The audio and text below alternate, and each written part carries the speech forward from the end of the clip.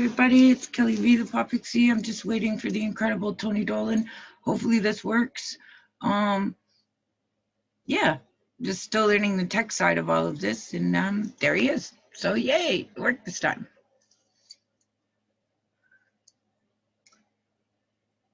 And he's connecting. There we are. Yay! How are you? I'm very good. I think you have to click your video, maybe? Yeah. On video, there we go. Yeah. This is such a great way to... We got there eventually. Yeah, I know. It's such a great way to interview, but I think it's so new that people don't know how to do it yet. We've had a few people miss out, but we'll get there. Yeah.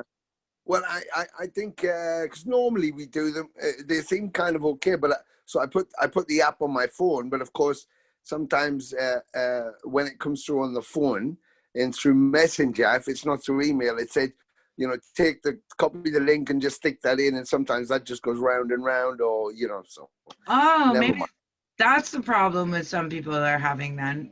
Yeah, and if you so I just went on my Zoom and it said, okay, just put in the meeting ID, which I did, and then it asked for the password. I was like, oh, right. So, you know, it's all crazy, but there we are. Technology, like you just said. Where's the 20-year-old when you need one? I know they're nowhere to be found right now. Yeah, you know, or an 8-year-old for that matter. Yeah, that's exactly. Yeah, it's exactly. So how are you doing? Yeah, good. Been a very productive time because with the new album, you know, we're just down to vocals now, and you know, Portugal is the studio where Mantis is, so he's been working on stuff, I've been working on stuff, but we're down to our album with just the vocals. But we just closed down again today in the UK. We were open for Christmas, so I thought, okay, that's cool. As long as that stays open, I'll do Christmas and then I'll shoot straight to Portugal and finish the vocal. And then they locked us down again and haven't told us how long for, so it's like, fuck. A lockdown means like you can't do what? Well, you can't go to Portugal. Yes, you can't. Well, I mean, you can go, but when I get to Portugal, I have to quarantine for 2 weeks before I can go into Portugal. And when I come back to the UK, I have to quarantine for 2 weeks before I can come back into the population. Yeah, so I it's went like through that too. Yeah. You know, so it's like fuck. It's just nuts. So at the minute they said everybody could get together for Christmas and it was all going to be okay. People could see their families and stuff. And then as of today, they said no, you can't. No, nobody can go in. No. You know, I mean, I'm sure we all really, especially at Christmas time, want to congregate. That's just the way it is. But it's, you know, maybe not the smartest. Well, that's exactly it. But, you know, Kel, the thing is, it's like I had a conversation, you know, with one of my neighbors the other day. And I said, you know, the thing is, New Zealand, the Prime Minister of New Zealand announced that they had no cases and they were going to keep it that way. They were going to get the vaccine in and that because she was clever about it. She locked down. And if the whole world had got onto one page and said, we've got this pandemic, we all do the same thing, lock ourselves in, stay where we are, get on top of it, and then we can all open up again. But what happens is you get different countries going, we know what we're going to do it our way. And then within those countries, you get people going, fuck that, I'm going to just do what and, you know, so eventually everybody's going to get it. And, you know, that's just, they keep talking about, oh, it's gone crazy again, or there's a new wave, or it's like, it's the same wave. It just is people just, you know, aren't being collectively smart about the whole thing. Otherwise, we could have stopped it or stemmed it at least. Yeah. But it was just handled all wrong. I don't think you can blame you. Probably blame your government. Americans can blame Trump. We can blame Boris Johnson. The Germans can blame Merkel. Everybody can blame somebody. But it's like, you know, what happened was everybody's to blame because they didn't come together as one thing. You know what I mean? Completely agree. It's a bit nuts. So I think we're going to have this for a while anyway. So I agree. I've been saying for about, I don't know, maybe 15 years that, it will take something like this to actually wipe out 3/4 of the planet before we actually think maybe we should stop thinking as races and start thinking as a human race. And, it's close. Unfortunately, I don't think that's a horrible thing to say, but did enough damage to make people do that. And that's a shame. Look at what it's done already. They should have definitely done that. You're so right on that. We were talking last week about the vaccine. Yeah. How, I mean, are you gonna get it? Well, I mean, I haven't made a decision to not get it. Put it that way. I haven't made a decision to get it. One thing that I do know is that since March, I think, or April, at least here, they were testing. So you could get a test and they were going to modify the test. It was going to be, it went from 2 weeks to a 72-hour to a 48-hour test to an almost an immediate test. They would be available at testing stations, and then they were going to be available through pharmacies, and then you could get them all kinds of places, and Wow. everybody was going to be able to be tested. So that was April, and I live in London, and I haven't seen a test station. I can't get a test anywhere. Nobody's ever written about getting tested. Yeah. So it's Yeah. so the whole test thing. I mean, my daughter, she's at university doing animation and comic art. Wonderful. And they made an announcement and said all the kids from university were going to be able to come home for Christmas, and they were going to be very clever about it. So they were going to stagger them leaving university, so they didn't all leave at once. They were going to stagger when they left. And before they left, they were going to make sure that every student, every university, every student was going to be able to be tested before they left to go home, so that they could go home, and in the environment they were going into, everybody was protected. That's what they said was going to happen. Okay, smart, cool. So my daughter had to book at the university when she was going to leave. So she booked Tuesday at 1 o'clock. They went, okay, they emailed her back. That's fine. Thank you so much. Then she found that most of the guys in her, block were going home earlier. So she called and said, could I leave? Could I come on Monday instead of waiting the Wednesday? Otherwise I'll be here by myself. I said, sure, I'll come up and drive you whatever day you want. So she said, I just got to let the university know. So she emailed them. She got exactly the same email back going, thank you very much, Georgia, for booking your time, blah, blah, blah. So I was like, right. So when I got up there, I thought, there's going to be a protocol in place. Nothing. I could have picked her up the day before. Nobody cared. Nobody asked me where I was going, what time it was picking up. Nothing. I just drove straight in. We put her stuff in the car. I was early and we fucked off. Now, when I got in, I asked her about her test, and she said, well, we didn't get one. The university sent us emails and said, if we wanted to get tested, there's a testing station about 20 minutes away. Oh my God. Oh my God. So let's think about this like just with the brain though. She's coming from a populace, getting into your car where you've driven. You could have gotten gas, you could have stopped, now it's coming back. Now she's going back when? How long is she there? She'll go back kind of in the new year, so about the first week of January. Few weeks, right? Yeah. You know what I mean? This is getting real. Somebody very close to me is in the hospital right now, a minor child, so I can't divulge, No, I mean, that's it. We've got friends who've had it. I had it at Christmas, when we didn't even know it was there. And of course, I came back from Australia after playing a show in Sydney through Hong Kong. And then I found out in January, this thing's exploded and they think it got away sooner. So I was like, that's why I was so sick. But I don't know if asymptomatic or not. Well, obviously I wasn't asymptomatic, but it's like, wow, I could have passed it on to everybody and not even known I had it. I mean, I just think, we talk about fake news and all of that, and it gets mixed up so much with internet, gobbledygook. But there was a classic example of I'm not a conspiracist, and I don't think everything's fake. Yeah. But there's a classic example where our prime minister, our government comes on television, tells you it's going to be fine because all the students at the university, they're all going to be tested before they come, and they're going to be staggered when they can come home. But the reality is, now they're not tested. They just leave whenever they want to. So it's like, what's the point of that? Who are you telling that to? So that we all go, oh, okay, brilliant. Yeah. So there wasn't a huge kerfuffle made about it before it actually happened. Exactly. So you know, and if it was, then they might not actually be coming home at all. Completely. And now, I mean, that's cool. Okay, so the kids come home and you think it's okay, and they think it's okay, and it's okay. Thank goodness. And the government's, spun you that, and then Christmas is going to be fine. And now they're going, oh, the cases are ramping up, so we're going to have to close down for Christmas in London.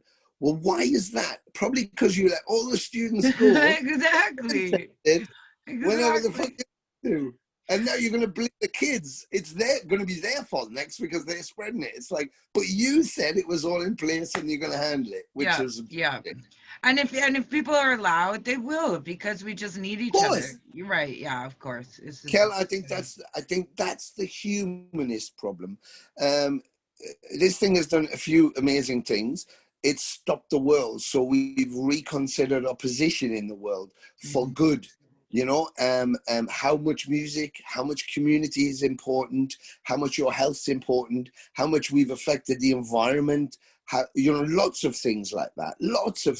Agreed. And so it's kind of made us think about that kind of thing, and I think that's been a good thing. The downside is we can see how we if we don't work together, it's more of a problem than if we do work together. The division doesn't help us. It helps when, like you just said, when we're just humanists, when we go, hang on, we're all the same animal. So forget language, countries, flags, colors. Let's just be humans and say, all of us save ourselves. That's what you would hope comes out of it. So, and I don't know, I mean, I rack my brain about this. It affects my life deeply. How do we get the elite wealth to understand the actual people who hold the power, the politicians, the wealthy, the people who control the drugs? Do you think that these vaccines are being rushed to Africa? I doubt it. No, they're not. I mean, what I mean? Third world countries, when will they ever get them? The whole problem they've just came up with is that only the rich countries, because United States, Germany, England, France, the Scandinavians, all of those countries that are wealthy, exactly, have pre-purchased the vaccine, amounts of vaccine before they were even finished.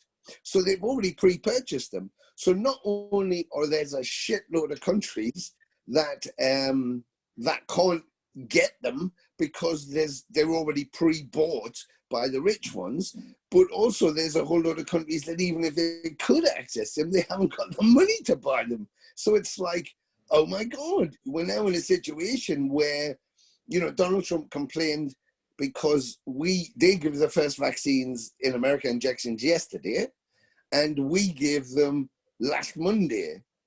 And he was complaining to his FDA that, like, why is another country giving theirs before we do it? It's like, it shouldn't be a competition. It shouldn't be. And it's going to be America first always. Come on. Exactly. And I know he wants to protect his people, and I absolutely. And I think Canadian government should do that, and we should do that, and everybody should do that. But not at the expense of other people. Not at the expense of other people. And what would it cost to vaccinate the whole planet? What would it cost to go to third world countries and make sure they have them in the same time frame that we do? Is it impossible?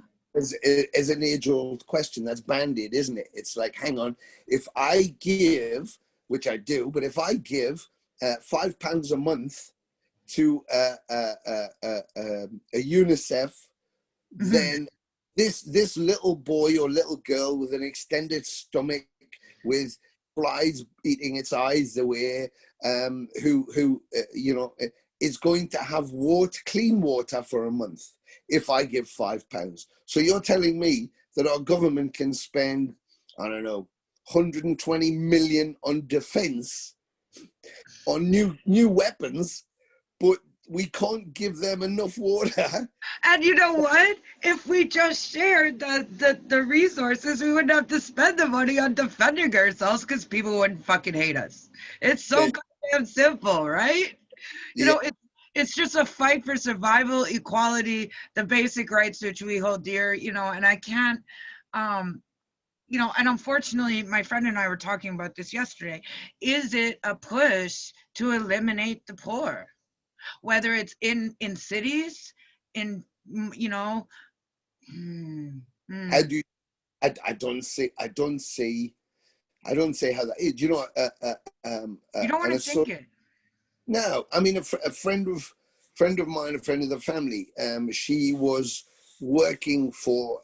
This was maybe 10, 20 years ago. She was working for a company that were dealing with homeless people who lived on the streets of London. It was quite a lot of people, and it was getting near winter. It was very cold, so they were looking for places they could utilize to house these people so they could sleep somewhere not on the streets in the middle of winter in England.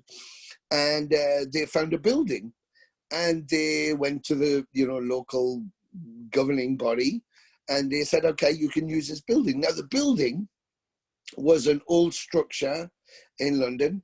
It hadn't been used. This building had not been Oh, used, okay, since the Second World War. It had been closed and ugh. had closed. Nobody took it over because it was expensive to rent. So this, 5-story building had just been left, nobody in there, and they were allowed to open and house these people for 3 weeks over Christmas, but then they had to leave again. And you're like, why can't they just live there? Yeah, I mean, yeah. You know, we have these wonderful programs. I think right when COVID hit, all of the soup kitchens, the shelters, and the hospitals, the libraries, yeah, everything closed to the homeless. Okay. yeah, Where do they go? They are now have nowhere to bathe, nowhere to wash, nowhere. They don't understand what's going on. They were just put out on the street. We came yeah, up with this awesome program where hotels had to close down as well. Only certain chains are allowed to have COVID rooms. So all those motels, they put the homeless people in there. oh my God. So they're trying to get them on the system, get them the help they need, maybe get them the resources, That, and they're being housed in motels all across the that, country. The yeah, motels are not loving that.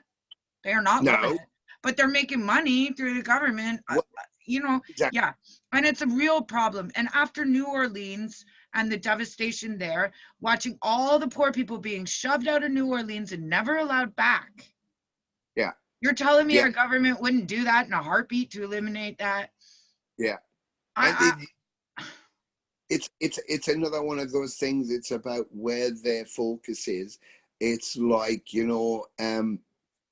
when you hear them from the pulpit say, you can hear Trudeau say it, or Trump say it, or Boris Johnson say it, or Merkel, or whoever, when they stand there and go, I represent the people, it's the citizens of this country. It's like, which ones? All of yeah, them? not all of Or them. the Not all of them. not all of them, Not not all of them, because if it all of was them. all of, they wouldn't be sleeping on the streets, would they? If it was No, all of them, no. they wouldn't be getting out of their houses. They would have heating, so they wouldn't be dying in the winter because they can't afford their heating.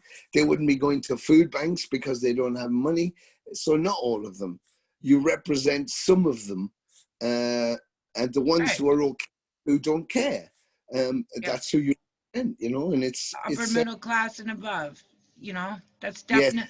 There was I went to school in the east coast of Canada where it's very, very poor.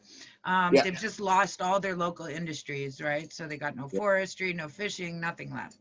yeah. So, and they gave out 200 and I think $40 a month to the welfare community. And they challenged their MP to live on that for a month. Yeah, And he actually came up with a meal plan that would make you just like, I doubt there's no way he ate that for a month. No freaking way. And I'm just, that's, I don't know in England if the low income when they get their shots.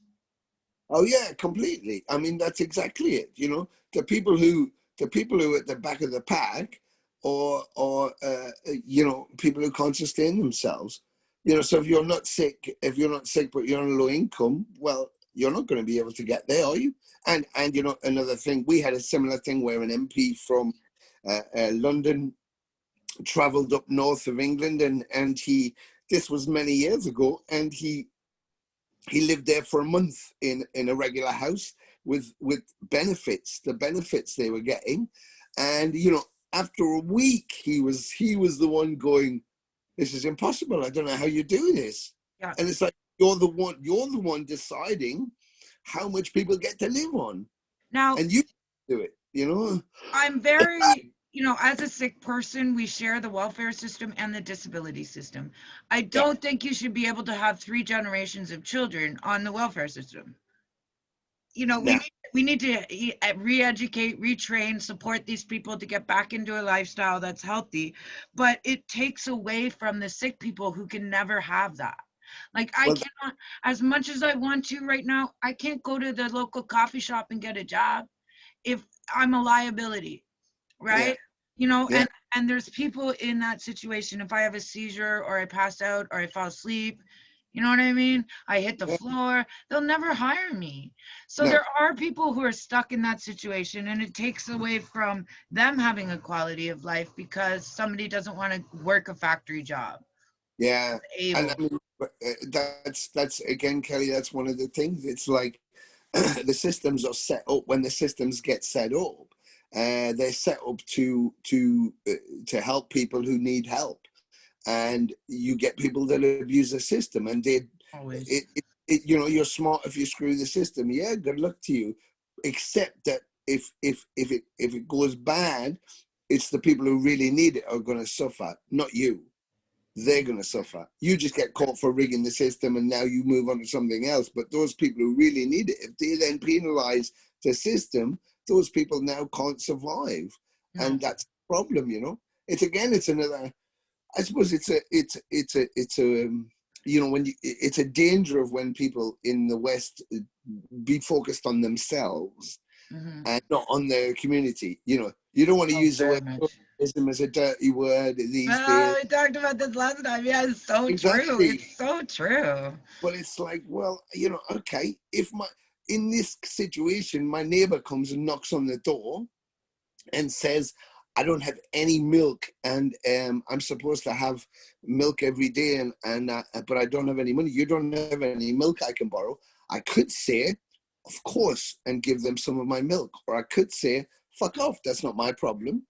I don't need it, and I've got milk. It's not my problem. You don't. So, which one is the one do you think would be the nice one to do, the community one, Obviously, the obviously. human thing to do? And you know, people think, I'd do that. Yeah, I'd do that because it's being nice. But then you expand that to people they don't know. It's like, well, why would I do that for someone I don't know? It's like, well, it's the same thing. It's a community. It You is. don't know It is. you need help. And I think you have two people in the impoverished sectors where, they have so little that they cannot give it to you, Yeah, right? yeah, Or they have so little they give it to you anyways because they can go next door to the other guy and say, "Hey, I just gave my milk to that guy and I need some sugar. You got some?" exactly.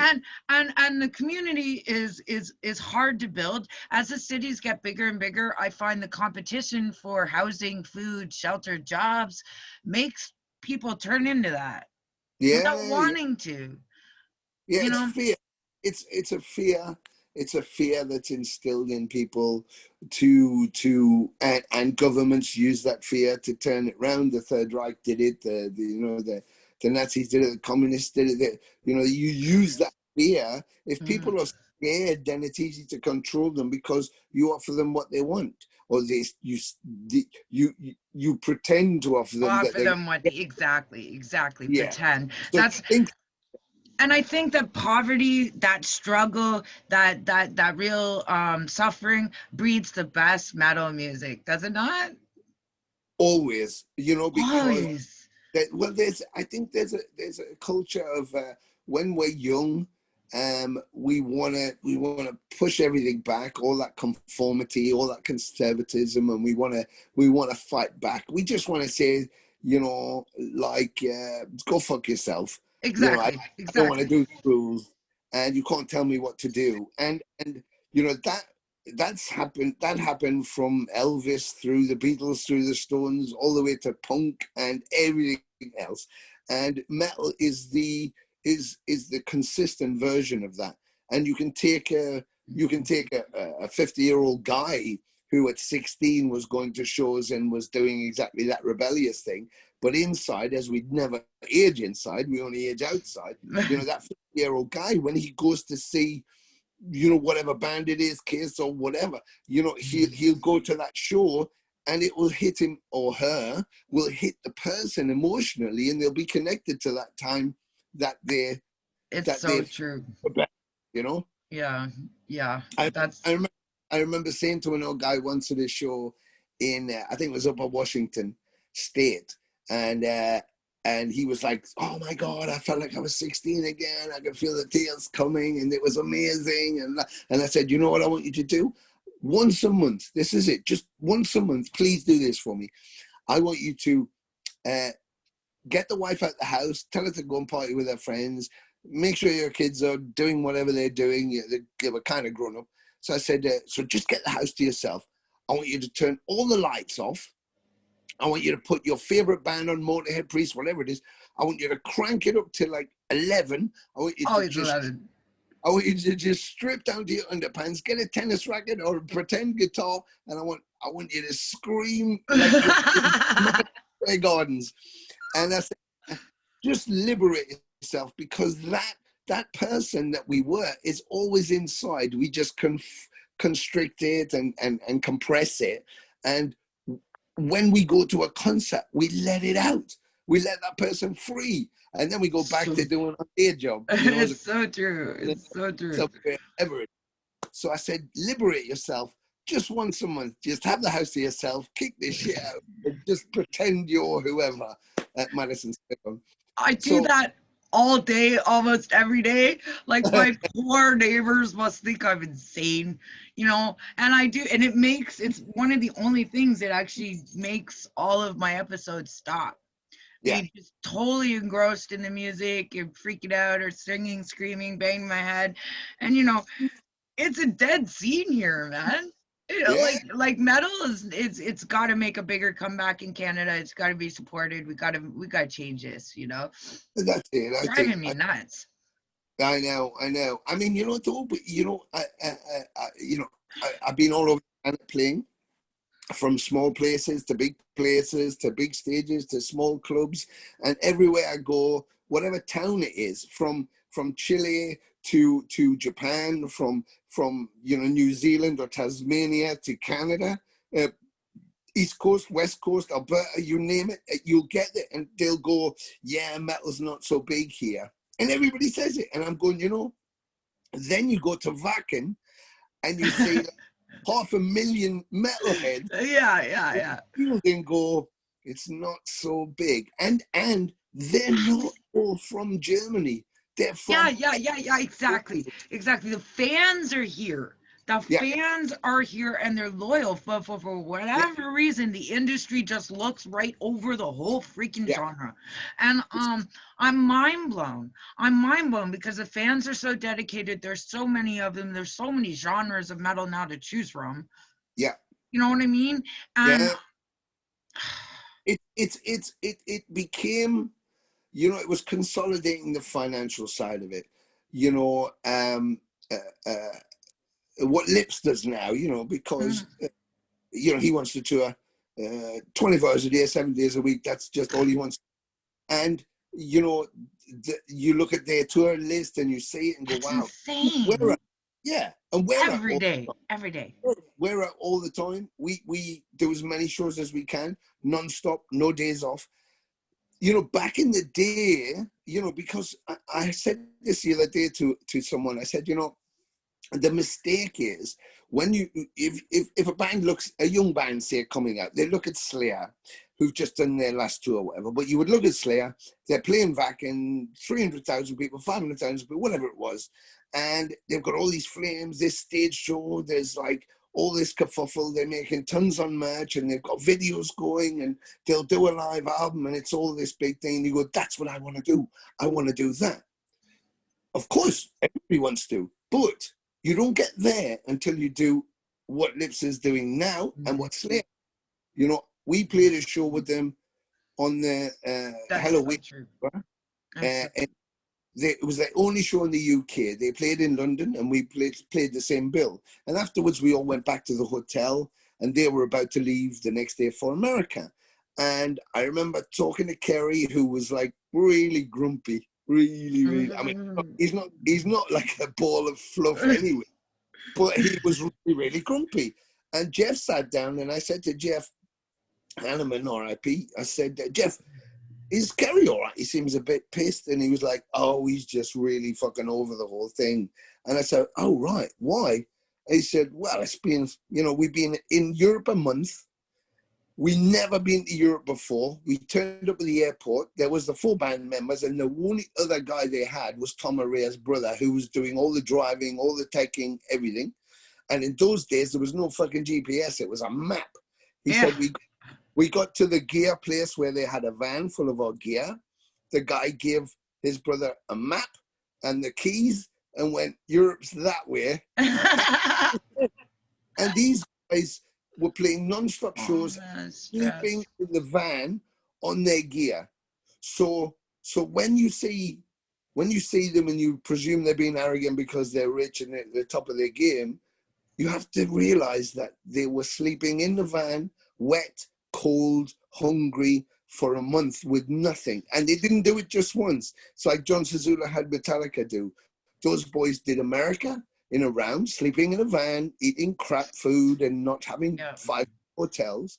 The minute they finished, they flew to Europe and did 6 weeks. The minute they finished, they flew straight back to America, had a week off, and then did it. And that's what they kept doing. So now they live years with all the money and all the artworks and all the cars and all the la la la orchestra, but they were still kids. They worked non-stop to get there. And, you know, that's the reality of the thing. And I think the industry changed at the top because they, like with product, you know, from CDs and vinyl, before you would make money from that, you know, that's what Kiss were making their money from, actual product. But the industry, when they went to digital, they realized that it could save them money. They didn't need to pay mom and dad's record stores so they could buy some vinyl. They didn't need to pay an HMV or Tower Records or whatever it was, the big one in Toronto. They didn't need them anymore as an outlet. They could do it straight to an online thing. There was no more people involved. The artists, the bands had to produce the artwork, the final production, deliver everything to the label, and the label just uploaded it to a Spotify or an iTunes or whatever it was. And so their overheads shrank and their profits stayed the same. The bands, you know? I hear so many heart-aching stories about just young, really exceptionally talented people not being able to accomplish all of that. You know, and not only all of that, the pressure to actually write good music, to produce stuff while you're trying to do that. It takes away from the important time you need to create. The creative side. Yeah, that's exactly it. I mean, you know, and imagine that you spend all this time creating this wonderful thing, and then, you know, you can't impact it. It just goes up with another 150,000 things where you might get, you know, 0.12 zeros of a penny if someone listens to it. So, you know, the point is that without the touring, without the industry supporting the touring side, and I mean, like you said about Canada, it's not that there's not really the interest there. It's like, trust me, the interest is there. You just have to be able to allow the bands to get there. Aside from losing those iconic record stores, the venues that sold the products, which they're all making it now. Vinyl's coming back, merch is coming. We could have these stores revive, right? But we're losing the venues. Oh, that's the other thing, you know. Gentrifying bullshit. I'm sorry. It just makes me so bad. I know, I know, I know. But you know, it's a bit difficult because places are closing even more now with the COVID thing. But you know, you said about the vinyl stores. Now, there's an interesting thing.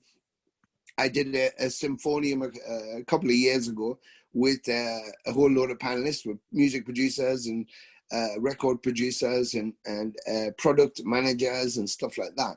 And they were talking about the platforming. And I said, with two things that jump up at me. One is, it's very interesting that when Lars Ulrich said Napstar was bad, everybody attacked Lars Ulrich for being a prick, and it was all about money, and he just wanted to be even richer, and it was like disgusting, and it was all that. And then, you know, less than 2 years later, everybody's going, this is shit, we're losing loads of money because Exactly, exactly. And I know that everybody thinks even a small band with a few YouTube videos, done a few shows, they gotta be fucking millionaires. You know what I yes, mean? They all got day jobs. They're barely scraping by. They don't make shit, right? yeah, And I'm sure it must be even more so the higher up the ladder you go, right? it's very, you know, because the more you want to tour, the bigger you put the tour, the more you have to spend. So the Mhm. more you have to charge, and you know, you have to find the right agents, and everybody wants to take a piece of you. So you're the last of the. If you do a tour like we do an American tour, um, we have to book our flights. Expensive. We have to get visas. We have to. Oh, the So visas, killer. so they might cost $5,000 to $10,000 get. Each, So yeah. So now each. and now you have to buy your flight, so there's another grand for your each flight or close to that, depending on when you book it. Then you have to hire a vehicle to tour in, and if you go modestly, you're looking at 2 week tour, 3 week tour, somewhere in the region of 18 to 24 grand for that. Then you have to have your merch made, so you have your merch bill. Then there's your food bill. Then there's your PDs for people to survive. How many technicians you have to be paid weekly? I mean, you know, when you get, and the agent takes immediately from the deposit, so he's already paid his money, so he doesn't give a shit after that. If he's a, you know, depending on your agent, Yeah, he's already, so if it goes tits up, he doesn't care. He's got his money. yeah, So yep, when that's you, very true. you get to the end of the tour, you get to the very end of the tour, everybody gets paid out. If there's any money left, that's mine. That's And mine. it's all of your talent. It's like rape, isn't it? But I also learn, the people involved, what's all involved, becoming a little bit of a promoter over the last year and a half because nobody told me shit. So I have to learn so much. If people had to just Yeah. explain that to me, but they're like, if I Well, explain that to you, then you're gonna get ahead and I'm gonna lose. It's this whole sharing thing, you know what I mean? I yeah. contact other promoters and I say I got some great bands. They're like, okay, send me the bands, and then they just side loop me. Take the bands. Oh, They get the yeah. names and they contact them, and out the door I go. Right? You That's know it. That's it. that sucks, and I can't blame the bands for wanting to get ahead and get on a bill or something Oh, like that. But they could say, yeah. but there is so much to that side of it that's really, really hard. Pulling sponsors, I think, is the most difficult thing. Yeah, yeah. I mean, you really have to do your research, and you learn as you go, and it is a long learning curve, and you make more mistakes than you make positivity, of course.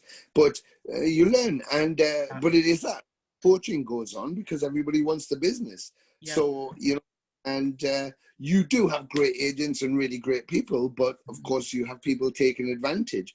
Just much the industry. I mean, there's a question.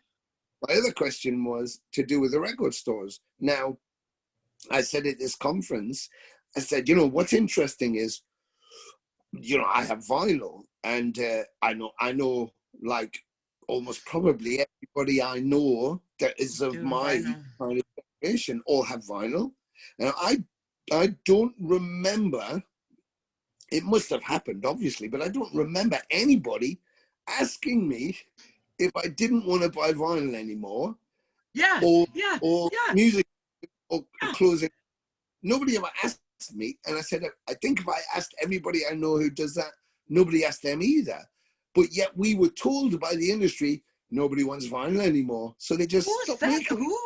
who made that executive decision? I'm telling you, like as a vinyl collector, that's mental. That's mental. Yeah. Now, So that decision was made by the music industry because there was a cost involved in making vinyl. Then there's a shipping cost, there's a product cost, there's a printing cost, there's a people cost. You have people at the plant, you have people at the pressing plant, you have people at the pressing the artwork, the covers, you have people at the actual physical plant for the vinyls or the CDs. Then you have the drivers, the shipping agents. Then you have the outlets. You have to ship them to all the places. So by the time it actually product gets to the consumer, they've got all these costs that they have to apply. Whereas if they don't have any of that shit and they just go band me iTunes, it's pure profit. Who does it involve? Nobody. I have a department who deals with my digital platforming, and that's all I'm paying for. I don't have anybody driving anywhere with shipping. If the band wants product, then we'll give them, we'll print up 500 they can have, or 200 or 100. They can have them and sell them when they go on tour. And that's what happens. So if you want to buy product generally on a lower level, you go to the shows because you can buy T-shirts or a vinyl, a hat or a CD. I mean, every band has their product, physical product, at their shows. So the bands have now become their own record store. I know. They have their own online. They have there. I mean, it's not not every label does that. The metal labels. Brian Slagle and Metal Blade are brilliant. Nuclear Blast are brilliant. Century Media, Napalm, they all want to give all that kind of stuff. But certainly the majors just want to make money and aren't interested. And that's why the record stores closed, because they decided they didn't want to make product anymore. It was too expensive.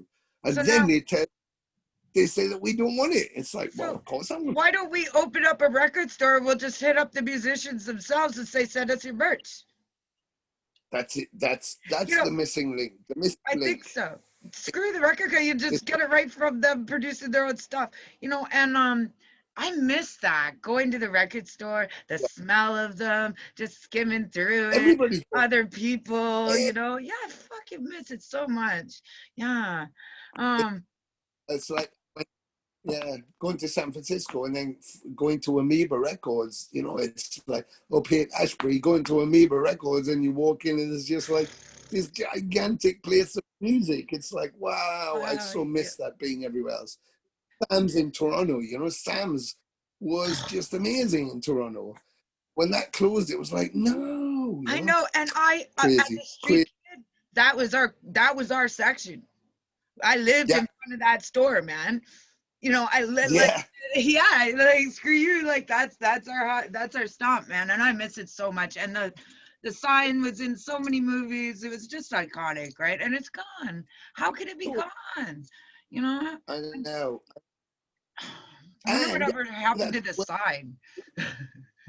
Tower Records in London, Sam's in Toronto, and Young Street, which was iconic. And I don't think anybody I've ever spoken to in my family in Ontario, or anybody I know in Toronto that I've ever spoken to who goes, yeah, I'm glad it closed because I didn't go in there.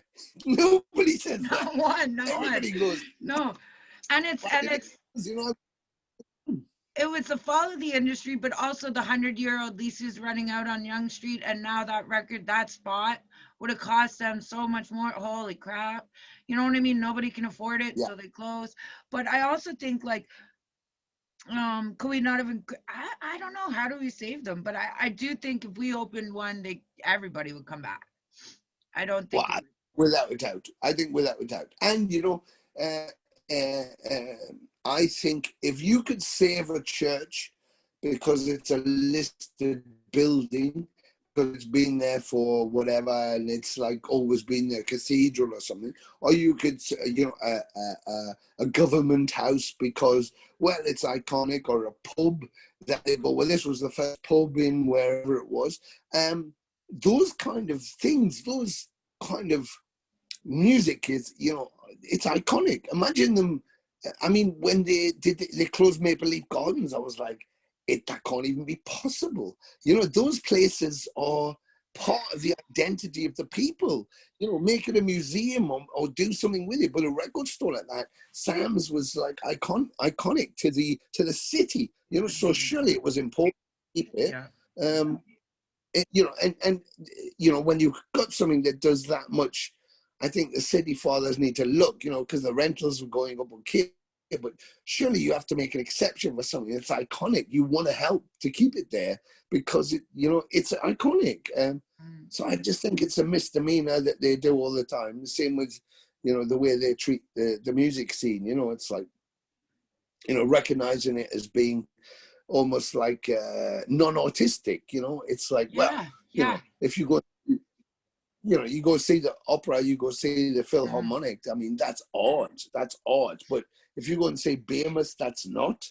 Or if you go and see a Mortal, that's not. Come on. It's very, very ridiculous. I challenge that. I couldn't agree with you more on everything you're saying. I know we don't have a lot of time left. I know they're probably going to cut us off, and we haven't touched on your music at all. You said you're. Is there anything you want to talk about? Yes, anything right? I know, right? I could do this all night. Totally. We've today I was just mixing an album for frontline workers in Italy. Several months ago, some Italian musicians who I know from Rome asked me if I'd play bass on a Sabbath song, "Hole in the Sky," which I did just for some fun, which was great. And we did shot little, you know, home for sale video thing, and we put that out, and it was fun to do, just looking for things to interest us. But it was so well received, and we had so much fun doing it. I thought, why shouldn't we do this? We should do more. So we ended up, we've done an album, and we're mixing it now, and it's all for charity for frontline Italian families who have suffered losses under the COVID thing. And so I have everybody from Snowy Shore, from Merciful Fate. I have Marty Friedman on there, Terence Hobbs from Suffocation. I have Ken from Obituary. I have Diamond Head. I mean, you name it. I've got some. So we were mixing that, finished mixing that today. I was doing it via internet with Rome, and it sounds amazing. So that's going to be out very soon. As a release thing, so that's a Black Sabbath tribute kind of thing, and of course we're finishing off the new Venom Inc. album, which should be out probably, I guess, around about May, April, next year. So that's really good. And there's a ton of other stuff we're doing, which is happening personally. Myself and Mantis, he just launched his new website, and he's launching a site. So yeah, lots of exciting things. Just trying to keep as busy as we can. And of course, speaking and trying to support beautiful people like yourself. Oh, thank you so much. I can't wait actually to hear the Krampus thing you're going to do. I really can't. I hope it. Yes. Yeah. As you know, people, I approach people to do a performance, and they're like, but I don't have my band. I don't have this, I don't have that. But I mean, you can do anything, right? I think this is a great idea. I can't thank you enough for all your support. I think you're just amazing. Well, community, Cal, it's about being hand in hand, like we just said, you know. But I was very honored you asked me. So for anybody who's maybe listening, is the story is the night before Christmas, of course, which I'm sure if you haven't heard it, you know of it. And the wonderful Kelly here wrote Krampus before Christmas, so she rewrote it. Pretty cool. I don't think Americans know about Krampus. Now, lots of people don't. It's a Dutch thing, and it came from. It's so awesome.